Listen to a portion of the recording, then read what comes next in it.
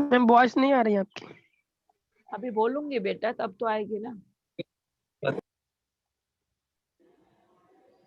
अभी बोल रही हूँ, स्टार्ट कर रही हूँ ना, पीपीटी चालू कर रही हूँ। आप लोग को स्क्रीन दिखाई दे रही है सबको अभी? यस मैम दिखाई दे रही है। यस मैम हाँ। दिखाई दे रही है। अब आप लोग सब शांत रहिएगा, कोई अनम्यूट नहीं करिए अपने माइक को, ठीक है? नाउ डेफिनेशन, आज का हमारा टॉपिक है ऑटो एनालाइजर। ऑटो एनालाइजर के बारे में हमें आज पढ़ना है, ठीक है?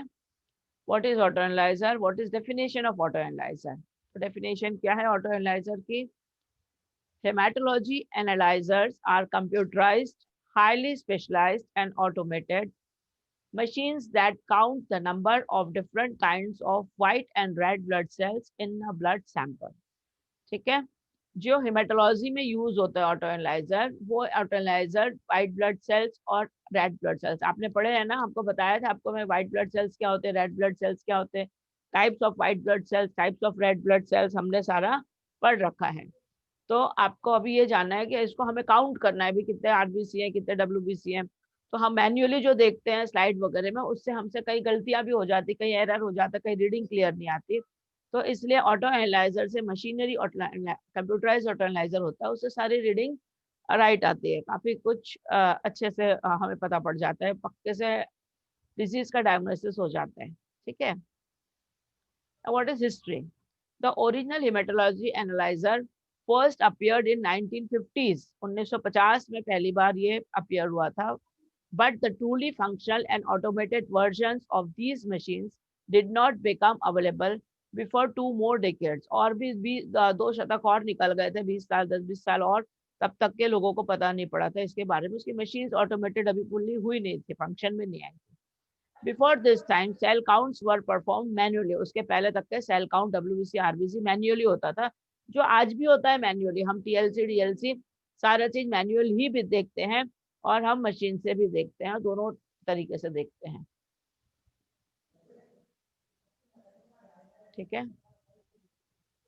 What is disadvantage of manual? Manual यानी आप स्लाइड स्टेन करके हम उसका काउंटिंग देखते हैं माइक्रोस्कोप से, या वो न्यूबॉर्न चेम्बर में हम काउंट करते हैं। तो उसमें डिसएडवांटेज क्या होते हैं, क्यों हमें ऑटोमेटेड की, क्यों हमें मशीन्स की जरूरत पड़ती है, मैन्युअली में क्या प्रॉब्लम्स आते हैं? तो cell identification error in manual counting, हम जब देखते हैं तो हम कंफ्यूज हो जाते हैं, ये न्यूट्रोफिल है डब्ल्यूबीसी में, यूएसबीसी है।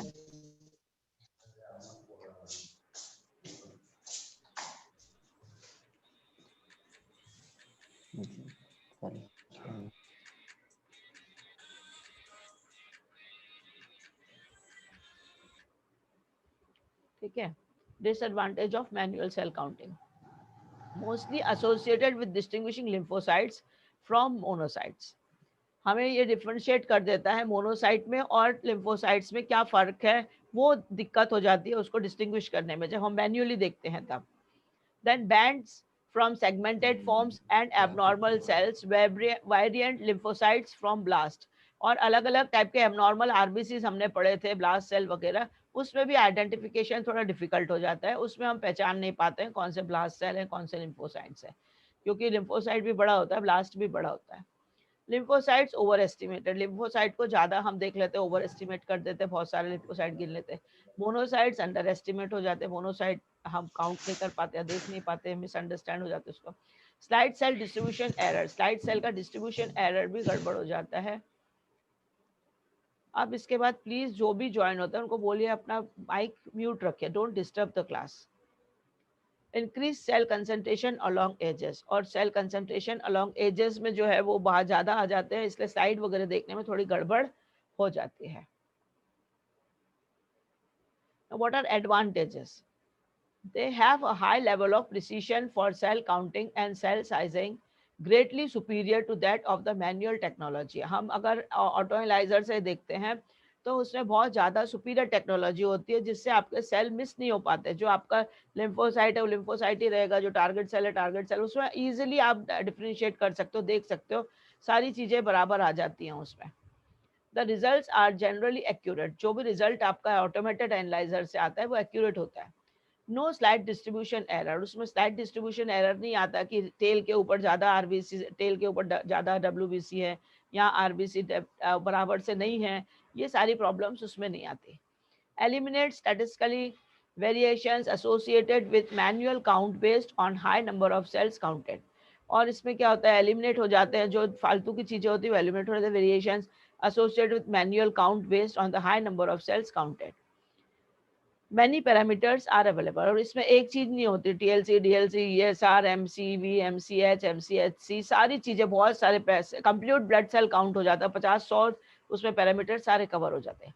All automated cell counters are screening devices abnormalities, screening devices the abnormalities को, वो डिवाइस को स्क्रीन कर लेते हैं, एबनॉर्मलिटीज को पता लगा लेते हैं फटाक से, इसलिए वो ऑटोमेटेड सेल काउंटर यूज करते हैं लोग।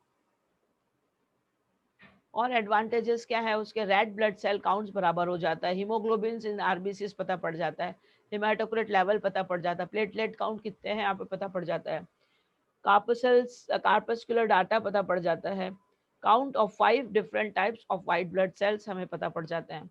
Some newer machines also measure number of 2 specialized cells types, immature white cells and nucleated red blood cells that are necessary to confirm the specific diagnosis. मतलब ये सारे सेल्स के बारे में हमें जो आप ऑटो एनालाइजर में आप डालते हैं ब्लड को, तो ये सारी रीडिंग्स आपकी फटाफट उसमें दिखाई दे जाती है, रीडिंग आ जाती है, हर चीज एक साथ हो जाती है, अलग अलग आपको करने की आवश्यकता नहीं पड़ती है।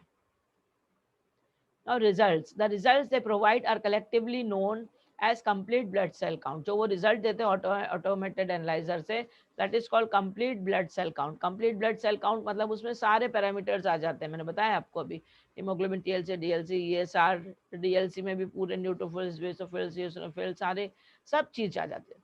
सम cell counters can process 120 to 150 samples per hour, कोई सेल काउंटर्स ऐसे हैं वो प्रोसेस कर सकते हैं 120 से 150 सैंपल एक साथ भी आप डालोगे तो आप पूरे, मतलब जैसे कभी कोई भीड़ बहुत ज़्यादा हो जाती है, बड़े बड़े हॉस्पिटल्स रहते हैं, बड़े मेडिकल वगैरह गवर्नमेंट हॉस्पिटल्स, वहाँ पे 50-50, 100-100 पेशेंट होते हैं और एक साथ सबका करना है, तो सारे पेशेंट का एक साथ भी नंबरिंग करके बराबर आप डाल सकते हो और एक साथ 50-100 लोगों का रीडिंग भी एक साथ आ सकता है। ठीक है।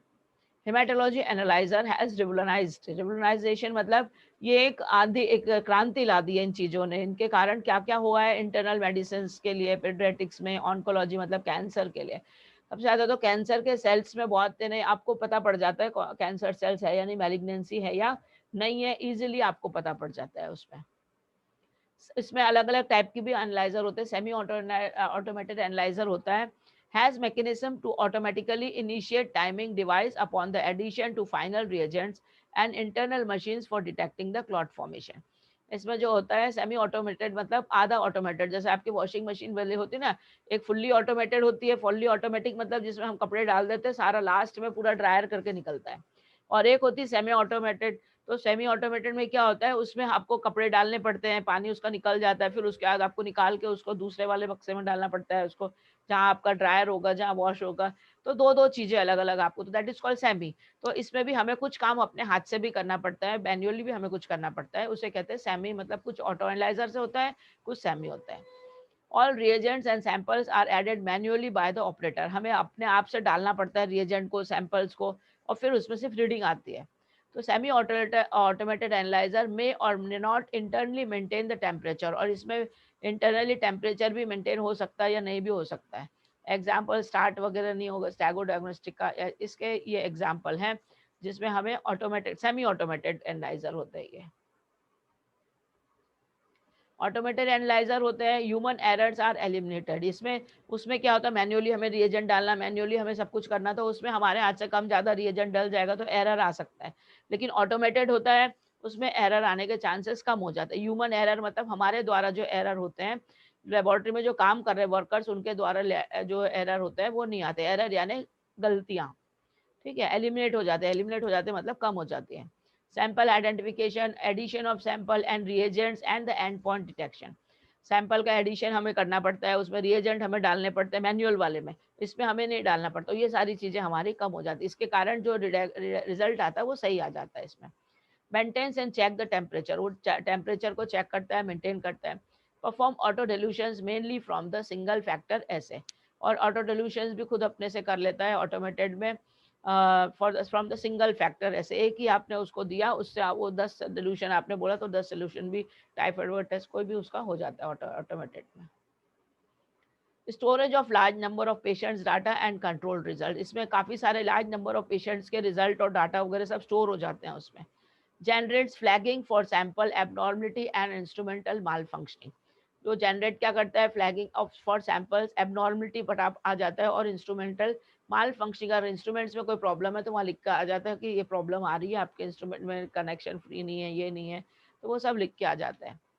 Batch processing of multiple samples for single test or multiple test on a single sample can be performed. एक ही टेस्ट पे वो 10 रीडिंग 10 टेस्ट कर सकता है, या 50 टेस्ट भी एक साथ में लगा सकता है, 50 लोगों के 50 सैंपल भी रन कर सकता है, मल्टीपल सैंपल भी रन कर सकते हैं। ठीक है। नाउ टाइप्स में और भी आपको ऑटोमेटिक टेक्निक्स और ब्लड काउंटिंग में क्या होता है, सेमी ऑटोमेटिक और फुल्ली, अभी मैंने जो आपको बताया। required some steps as dilution of blood sample semi में often measures only a small number of variable, थोड़े से वेरिएबल नंबर्स उसमें पता पड़ते हैं सेमी ऑटोमेटेड में। और फुल्ली ऑटोमेटेड में इंस्ट्रूमेंट्स में require only that an appropriate blood sample आपको चाहिए is presented to the instrument, बस वो ब्लड सैंपल आपने उसमें रख दिया, बाकी they can measure 80 to 20 variables, 8 से लेके 20 जांच तक के एक साथ कर सकता है वो ब्लड सैंपल में, एक ही ब्लड सैंपल में, including some new parameters which do not have any equivalent in manual methods, कई चीज़ें ऐसी बता देता है जो हमारी मैन्युअली टेस्ट अभी तक के निकली नहीं है, वो सारी भी ऑटोमेटेड में हो जाती है। ठीक है। Working, haematology analyser count cells by 1 to 5 general cells techniques, काफ़ी और जो हेमेटोलॉजी एनालाइजर है count cells by 1 of 5 general cell techniques. Flow, इसमें अलग अलग एनालाइजर हैं जो आप यूज़ करते हैं हेमेटोलॉजी एनालाइजर, सेल काउंट जिसमें होता है 5 इसमें से बताया उन्होंने। Flow cytometry, use of fluorescent dice, electrical impedance method, light scatter method and radio frequency. ठीक है, ये वर्किंग है इसकी ऑटो एनालाइजर में, ये सारे कोई भी एक इसमें यूज करते हैं, 1 of the 5 जो ऑटो एनालाइजर होता है उसमें इन पांचों में से कोई एक चीज यूज होती है हर एक ऑटो एनालाइजर में। अब फ्लो साइटोमेट्री सेल स्टोरिंग जो होता है, सॉर्टिंग जो होता है, flow cytometry is based on ejecting cells from a nozzle at high speed in fluid, जो फ्लूइड होता है उसमें नोजल से इजेक्ट करता है, उसमें लाइट जो होते हैं उसको, है ना, ejecting cells from a nozzle at high speeds in fluid, each cell passes through the several laser beam से वो हर सेल पास होता है, so that different optical properties can be measured, और उससे हर अलग अलग उसके जो डायरेक्टर्स डिटेक्टर्स होते हैं उससे वो लेज़र बीम से पास होता है और उसका पता पड़ जाता है कौन से सेल कौन से हैं, ये अलग अलग इसमें डिफ्रेंशिएट हो जाते हैं हीमोग्लोबिन के, टीएलसी डीएलसी ये सारा अलग अलग हो जाता है फ्लो साइटोमेट्री से। Use of fluorescent dyes, fluorescence dyes भी यूज करते हैं, बायोकेमिकल और antigenic properties are usually classified using fluorescent dyes, जो बायोकेमिस्ट्री टेस्ट होता है उसमें फ्लोरेसेंट डाइज डाल के इसको देखते हैं। ठीक है, ये इस टाइप से उसके रिजल्ट्स आते हैं, प्लेटलेट्स है, ये आरबीसीज है, ये सारा उसका ग्राफ बन के आता है। Electrical impedance method works on Coulter principle. A stream of cells in suspension passes through a small aperture across which an electrical current is applied. Each cell that passes alters the electrical impedance and can thus be counted and sized. और वो जो आपने डाला जिसमें suspension रख के, जो tube में रख के आपने सस्पेंशन रख के उसको डाला, उसके हर सेल के इस पे से वो लाइट पास होती है, इलेक्ट्रिकल इम्पेडेंस करंट आता है और ये उसका डिफ्रेंशिएट कर देता है। स्मॉल वॉल्यूम आपको डालना पड़ता है, लार्ज वॉल्यूम डालनी या स्मॉल वॉल्यूम, और ये उससे प्रैक्टिकल में सारी चीज़ें उसमें पता पड़ जाती है। Optical scatter method. The application of light scattered means that as a single cell passes across a laser light beam, diffraction होता है उसमें, जब लेजर एक सेल जो है उसके ऊपर से लेजर बीम पास होती है तो उसमें डिफ्रैक्शन हो जाता है, बेंडिंग अराउंड कॉर्नर्स, रिफ्रैक्शन भी होता है, bending due to change in the speed, and reflection भी होता है, that is light rays turn back by the obstruction. तो उसमें diffraction, refraction and reflection. Light scattered correlates to cell volumes per size. Side angle orthogonal light scattered correlates to degree of integral complexity, granules and nucleus. जो light scatter होती है वो correlate होती है काय में, सेल वॉल्यूम से correlate होती है, और साइज एंड साइड एंगल उसका जो है उससे वो लाइट कोरिलेट होती है। ठीक है, और to the degree of internal complexity, ये भी इससे वो कोरिलेट होती है। रेडियो फ्रीक्वेंसी, जो हमने 5 टाइप के पढ़े थे, ये 5 टाइप के हैं जो ऑटो एनालाइजर में यूज होता है, कोई एक यूज होता है। रेडियो फ्रीक्वेंसी में conductivity, that is RF, radio frequency का RF conductivity proportional to the cells interior density, जो सेल है उसका इंटीरियर डेंसिटी कितना है उससे ये प्रोपोर्शनल होता है। ग्रैन्यूल्स एंड न्यूक्लियस जो उसके अंदर प्रेजेंट होते हैं, हमने पढ़े थे ना, एक ग्रैनुलोसाइट होते हैं और ग्रैनुलोसाइट होते हैं, डब्ल्यूबीसी में न्यूक्लियस होता है, आरबीसी में न्यूक्लियस नहीं होता। तो ये सारी चीजें रेडियो फ्रीक्वेंसी में ये मैटर करता है। काउल्टर इंस्ट्रूमेंटेशन, ठीक है। ऐसे प्रिंसिपल्स ऑफ मेजरमेंट, क्या क्या इसके प्रिंसिपल्स होते हैं? Direct measurements, RBC, WBC, platelets, haemoglobin, cyanmethaemoglobin methods होता है, MCV, mean RBC volume histograms होता है। Indirect measurement, haematocrit, HCH, MCHC and MCH calculation बराबर मीन वैल्यू निकल के आ जाती है। डब्ल्यूबीसी डिफरेंशियल काउंट आ जाता है, volume, conductivity, scatter, employs differential shrinkage and reticulocytes, supravital stain वगैरह इसमें सारा दिख जाता है। रेटिकुलोसाइट्स मतलब इमेच्योर आरबीसी भी आपको दिखाई दे जाता है। हमने पढ़ा था, आपको एबनॉर्मल आरबीसी बताया था, तब मैंने बताया था जो बड़े वाले आरबीसीज होते हैं जो मेगालोब्लास्ट टाइप होते हैं, तो रेटिकुलोसाइट्स उन्हें कहते हैं, वो इमेच्योर आरबीसी है, ठीक है। ये काउटलर हेमेटोलॉजी एनालाइजर, इस टाइप से एनालाइजर होता है काउटलर का, जो यूज होता है आपकी पैथोलॉजी लेबोरेटरी में। ये देखो ट्यूब रखे हैं ना, ये ट्यूब रखने की जगह, ये 20-20 सैंपल एक साथ रन कर सकते, इधर भी रखें इधर भी रखें, ये सैंपल इतने सारे एक साथ लगा सकते हैं और एक साथ आप 25-50 सैंपल को रन करके रीडिंग ले सकते हैं। Instrumentation, principles of measurement, direct measurement होता है, उससे आरबीसी डिटेक्शन, आरबीसी मतलब रेड ब्लड सेल्स का डिटेक्शन कर देते हैं directly. Hydrodynamic focusing, WBC DC detector हो जाता, डिटेक्शन हो जाता है, hydrodynamic focusing.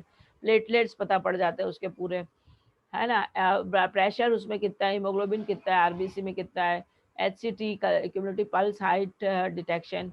Indirect measurements, MCV, MCHC, MCH, ये सारे इसके कैलकुलेशन होके इसका रीडिंग निकल जाता है, मीन वैल्यूज निकल जाती है।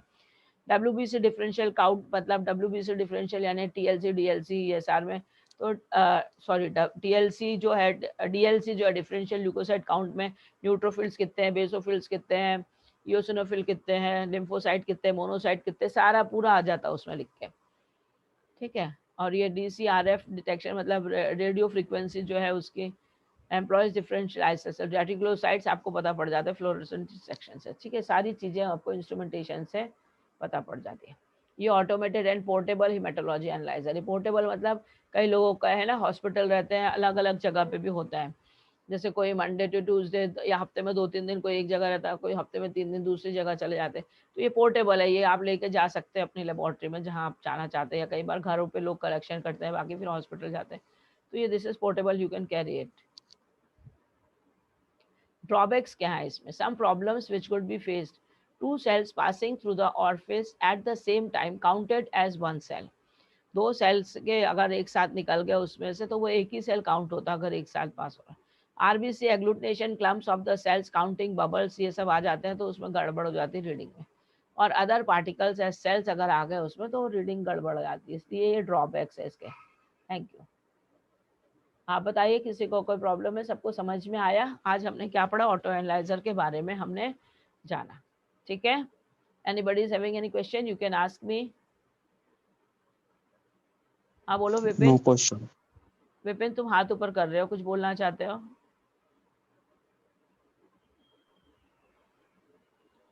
Any question? Hello ma'am. हाँ बोलो बेटा। Hello ma'am. हाँ बोलो। मैम चेक रहे हैं एमजेपी आ रही वो अपनी यूनिवर्सिटी के सेम नोट्स है मैम। किसके? एमजेपी आ रही मैम, जे बरेली वाली यूनिवर्सिटी। हमें क्या मालूम उनके क्या नोट्स है, हमारे क्या नोट्स है, हम थोड़ी उनको देखने के बेटा। तो मैम सिलेबस तो सेम ही होगा। तो सिलेबस सेम होगा तो पढ़ाने वाले अलग हैं, वो अपने हिसाब से अपने अपने हिसाब से लोग पढ़ाते हैं ना, कोई अलग बुक यूज करता है, कोई कोई दूसरी बुक यूज करता है। I don't know about that. जी मैम, जी मैम। तो मैम सीनियर्स लोगों से नोट्स दिलवा दीजिए। सीनियर लोगों को आज मैंने तुम्हारे इसमें इनवाइट किया था जी। और तुम्हारे इसमें आई है, हमारे सीनियर्स हैं कुछ, इसमें शिल्पी रानी है, नेहा है, ये एमएससी माइक्रोबायोलॉजी है जो नेहा है, पिछले साल के डीएमएलटी की सीआर है हमारी, she is very intelligent and very nice person, बहुत अच्छे हैं वो। आपको गाइडेंस चाहिए तो आप इनसे पूछ सकते हैं कोई question. Neha, are you there? Yes ma'am. Good good हाँ, गुड आफ्टरनून बेटा, गुड आफ्टरनून, कोई प्रॉब्लम नहीं। If anybody is having any question you can ask to Neha, she is MSc microbiology, she can help you out. आप पूछ सकते हैं कौन सा वर्क यूज, कौन सी बुक्स वगैरह। Neha, you are using the notes what I have given you ना? Yes ma'am. हेलो। हाँ नेहा, नोट्स बेटा यस मैंने, मैम। हाँ हाँ आपने जो नोट्स प्रोवाइड करे थे अभी तो फिलहाल हम वही यूज कर रहे हैं। हाँ, और आपने जो वीडियोस हमें ट्रांसफर करी थी अभी हम वही देख रहे हैं। ऐसा कोई पर्टिकुलर नोट्स नहीं बनाए हैं। बाकी जो हमें कुछ पूछना होता है वो हम आपसे डायरेक्टली पूछ लेते हैं। तो ऐसा कुछ प्रॉब्लम नहीं हो रहा है अभी।